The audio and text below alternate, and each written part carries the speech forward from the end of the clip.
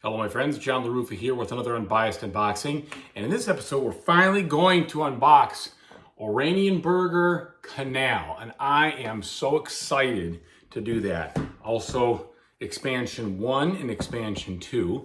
I ordered these through Kickstarter or whatever a very, very long time ago, and they finally have arrived stateside. So let's see what they look like inside.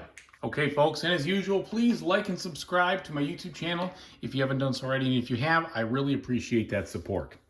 So looking at the back of the boxes here, they kind of give you a little bit of snippet of what you got in the box, which is good, but I'd like to see a little more. I guess they give you the understanding of the two-player boards, the main board, the cards, so it's not the end of the world, and then these, of course, have more cards in them. So ultimately speaking, I mean, that is okay, but you know me, I like to see the full game setup. Anyway, so here we go. I'm gonna go ahead and make our cut here.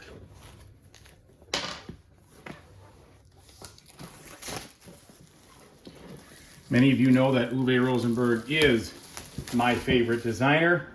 He does a fantastic job with his games. I love them. And so this is extremely exciting for me. All right, so nothing special there. We go to the rule book. I have already read the rules, and they're actually very easy and straightforward to read.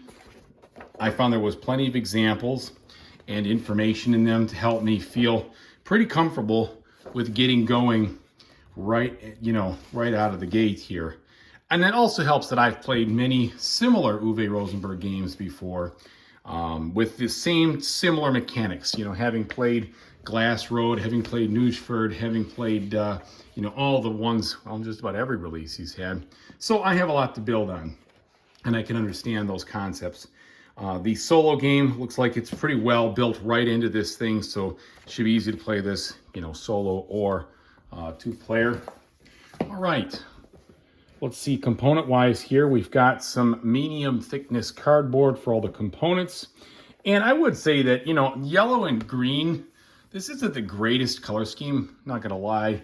I would have done any other color scheme besides regular yellow and pea green or puke green or whatever. It's not my favorite, but it's all about the gameplay for me. So I'll be happy as long as it is a good situation. So now I'm gonna guess, yeah, you've got one of these that's in English and one of these that's in German. All right, so then we have these large production wheels here.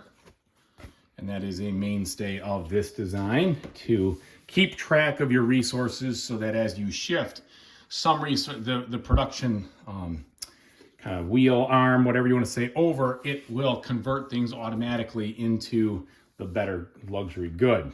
So we have plenty of routes here with the rails and the canals and the paths and the roads.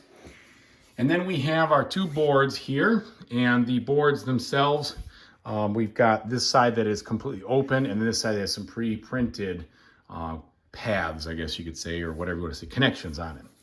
I do see just a smidge of warp, hopefully not too bad. Hopefully it'll smooth itself out. Okay, then we have, oh my gosh.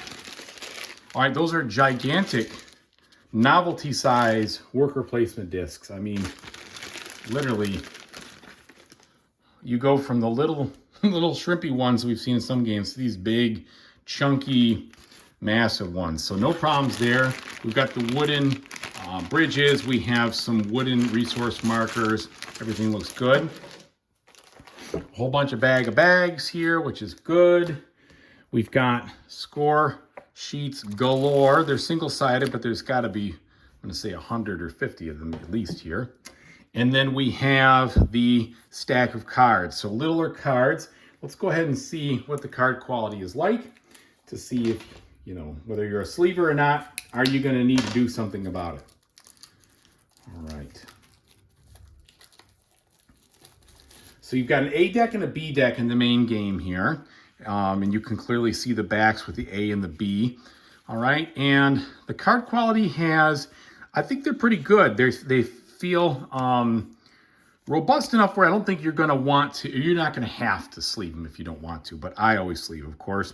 So you've got the German on the top and the English on the bottom, and then it looks like it's all icons from there. So lots of different things going on and how you read these. You got to be able to get through the symbology. Just kind of showing you, you know, a bunch of these. So I know that as you play, it goes, you know, green, orange, and then blue. So you've got 2 stacks of 60 cards each in the base game. And there's, I'm sure, you know, plenty of variety in what these do. And in the special games, or I'm sorry, the expansions, you'll get some more.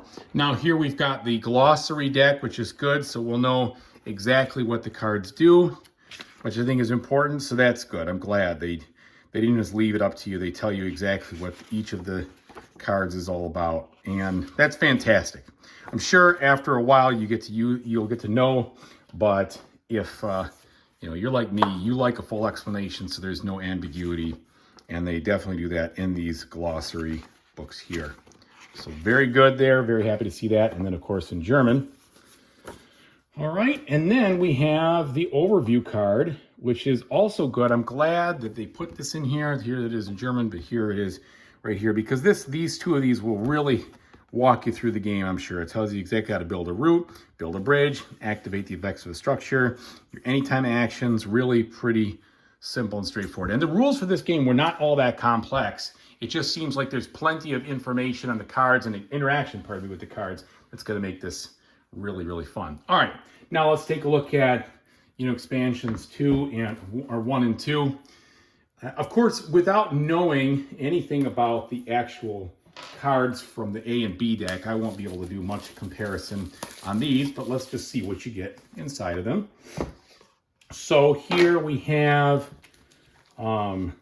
looks like C and D, you know, kind of in these packs.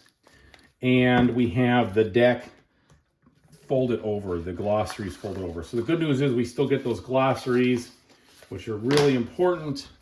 So you got a C deck and a D deck. I wish they weren't folded, but that's just the way it's going to be, I guess, when you have a small box. So same kind of thing.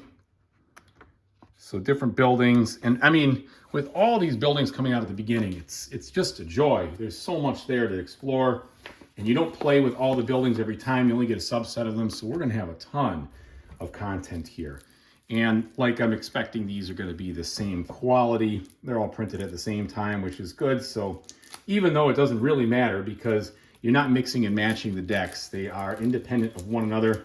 So taking a look at this right here, yeah, it definitely feels like the same thickness as the other ones for sure. So you can see, you go, you know, here's the C deck and there's portions of it here as well, etc. So that looks pretty good. And then I'm going to guess the exact same thing with our E and F decks over here. Okay. All right. And as you would expect, here we go, the E and the F decks, just like you think, and some more glossaries in English and German. So thanks so much for watching, everybody. I'm going to get this thing out, give it a whirl, enjoy it, and you can guarantee you're going to get a review on this from me as soon as I have a chance to delve deep. I really appreciate all the support. Thank you so much for tuning in, and whatever you decide to play in the future, I hope you have a fantastic time doing it. Take it easy, everybody.